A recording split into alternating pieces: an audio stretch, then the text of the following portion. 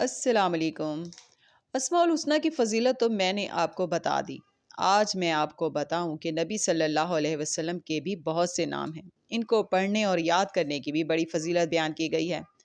آپ وہ قرآن پاک لیں جس کے شروع میں اللہ کے نام ہوں اور آخر میں حضرت محمد صلی اللہ علیہ وسلم کے نام ہوں، تاکہ آپ جب قرآن پاک پڑھیں پہلے پہلے اللہ اور رسول اللہ صلی اللہ علیہ وسلم کے نام پڑھ لیں۔ اس سے آپ کو بہت خوشی ملے گی اور یہ نام بھی آپ کو زبانی یاد ہو جائیں گے انشاءاللہ۔ اور ہاں، محمد صلی اللہ علیہ وسلم کے نام پڑھتے وقت صلی اللہ علیہ وسلم ضرور کہیں۔ شکریہ۔ آج کی آیات شروع کرتے ہیں۔ پناہ مانگتی ہوں اللہ کی شیطان مردود سے۔ شروع اللہ کا نام لے کر جو بڑا مہربان نہایت رحم والا ہے۔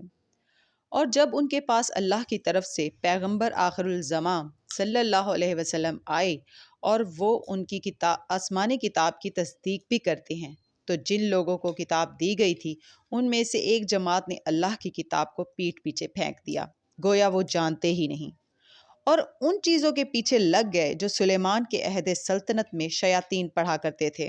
اور سلیمان نے مطلق کفر کی بات نہیں کی، بلکہ شیطان ہی کفر کرتے تھے کہ لوگوں کو جادو سکھاتے تھے، اور وہ یعنی بنی اسرائیل ان باتوں کے بھی پیچھے لگ گئے جو شہر بابل میں دو فرشتوں یعنی ہاروت اور ماروت پر اتری تھیں، اور وہ دونوں کسی کو کچھ نہیں سکھاتے تھے جب تک یہ نہ کہہ دیتے کہ ہم تو ذریعہ آزمائش ہیں، تم کفر میں نہ پڑو۔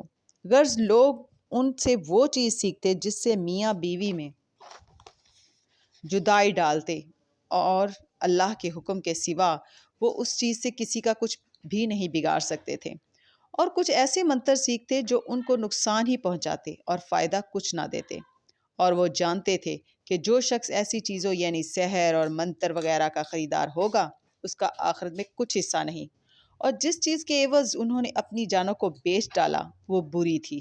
کیا اچھا ہوتا جو وہ اس بات کو جانتے، اور اگر وہ ایمان لاتے اور پرہیزگاری کرتے تو اللہ کے ہاں سے بہت اچھا صلہ ملتا۔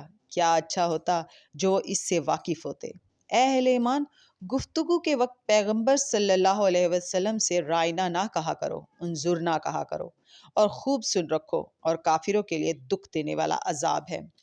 جو لوگ کافر ہیں، اہل کتاب یا مشرک، وہ اس بات کو پسند نہیں کرتے کہ تم لوگوں پر تمہارے پروردگار کی طرف سے خیر و برکت نازل ہو، اور اللہ تو جس کو چاہتا ہے اپنی رحمت کے ساتھ خاص کر لیتا ہے، اور اللہ بڑے فضل کا مالک ہے۔